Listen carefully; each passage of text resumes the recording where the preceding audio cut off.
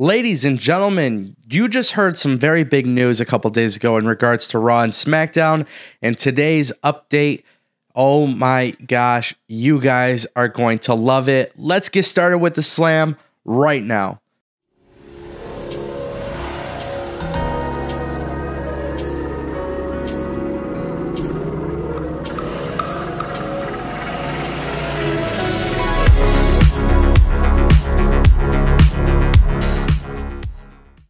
That's right, guys. So WWE had some really big things leak just the other day. TonyPizzaGuy talked all about it, and I'm going to roll that clip right now. They said the WrestleVotes Twitter account, which has broken WWE reports in the past, noted on social media that starting with Backlash on May 6th, all pay-per-view events going forward will be dual branded. This means there will be no more Raw and SmackDown exclusive shows. The account mentioned that the source told them that the repetitive matchups to fill the card along with so-so ticket sales led to the decision. It should be noted that weekly TV shows will not be affected. As of this writing, this news should be considered a rumor. Wow, can you believe it? WWE sharing pay-per-views between both brands kind of doesn't make sense, I guess, when it comes to a brand split. Until now, we just got some major news. Here's a major update for you guys. WWE is bringing back the draft in 2018 at WWE Backlash, the first pay-per-view in which Raw and SmackDown will share together. That is correct. WWE's bringing back the draft. We're going to talk all about it in today's video. But first, if you guys want to join the discussion and you guys want us to talk about certain topics that have leaked, go ahead and leave us a tweet on Twitter at Tango with Ango. Use the hashtag #TheSlam. Let's talk about it. So the draft returning is really big news. And the reason why it's big news is because we almost thought that the brand split was going away. But obviously that's not the case here.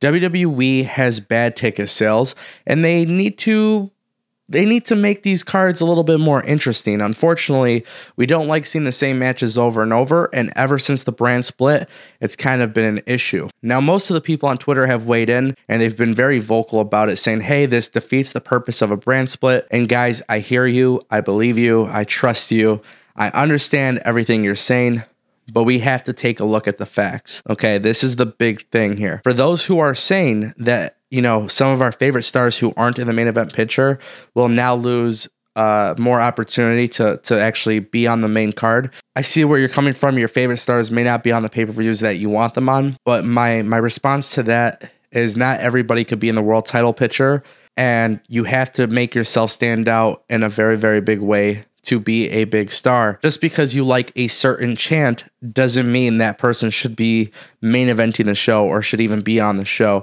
There are certain things that we look for as consumers, and that's the most important thing. Obviously, they need to attract all of us here. Now, with the brand split remaining on current WWE television, it's a very, very big deal, and there's a lot of reasons as to why. I think it's obvious. It hasn't been that long since the brand split, right? Like, I feel like if WWE were to cancel the brand split, it just would have all been for no reason. That's not the case here. WWE is staying committed to their brand split. In fact, if you guys haven't seen WWE in the scale of a big picture here, keep in mind WWE has 4 brands. Brand number 1 is Raw. Brand number 2 is SmackDown. Brand number 3 is NXT. And now brand number 4 is 205 Live. 4 brands. There is a lot of opportunity for people to be on TV. And with that being said, if your favorite star is not on TV, they're not doing much to stand out. For crying out loud, they're making something happen out of Kurt Hawkins, who has a major losing streak. He is on TV only to do one thing, and that is to lose. So with that being said, there is a lot of opportunity here with the brand split. Now, I love the idea of the draft returning. No, this is not a superstar shakeup. They are going to redraft superstars, and this is going to shake things up in a very significant way. If you're happy with AJ Styles being the WWE champion, there is a huge potential opportunity for WWE to move that belt to Raw. Better yet, there's even a bigger opportunity for potentially Shinsuke Nakamura, who could possibly win that belt at WrestleMania and then somehow get drafted to Raw. Now, there has been a little bit of conversation about Kurt Angle stepping down from general manager position, and the reason for this is so that he could get back into the ring on a part-time basis. I can see it, I can understand it, and I can respect that. There's also been a lot of questions in the air in regards to Daniel Bryan. There's been a lot of talk about Daniel Bryan potentially getting back into the ring, having a match with Shane McMahon at WrestleMania. And with that, I'm going to tell you guys this. If Daniel Bryan is still a general manager by the end of the year and he does not return to the ring, he is gone and out of WWE. So there is a very, very big chance that Daniel Bryan may not be the general manager of SmackDown. So I want to know what you guys think. Who do you guys want to see as the general manager? This is really huge, right? SmackDown Raw draft at Backlash pay-per-view could be really, really successful, but it also depends on who the general managers are, where the champions go, and that type of thing. Obviously, The Miz is a wonderful IC champion. I think a lot of people are a big fan of him. That belt can do some really big things for SmackDown. United States Championship belt should just go away. And WWE has a chance here to even introduce maybe some newer call-ups. Guys from WWE UK, guys from NXT, and guys who have never debuted before because they're stuck at the Performance Center. We expect a lot of call-ups, especially with 205 Live tournament. We're expecting some big changes, guys, to the show, and it's really, really exciting that WWE has such a big opportunity here to make their product better. Now, with that being said, I've been pretty critical of the brand split.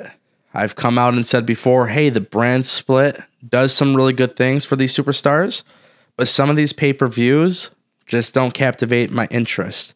In fact, I watch Raw more than I watch SmackDown. And I skip SmackDown sometimes so I can watch 205 Live. There is a lot of wrestling going on. And obviously, we're going to talk about it in a future episode of The Slam. But one of the big things that is being rumored right now is potentially WWE switching networks and going back to a 2-hour format. I think with that, there could be so much potential there. And that's what's really important. WWE is up on the upswing. They're killing it right now financially. They're posting profits. They're doing really big social media numbers. And that's what makes WWE such a big brand in 2018.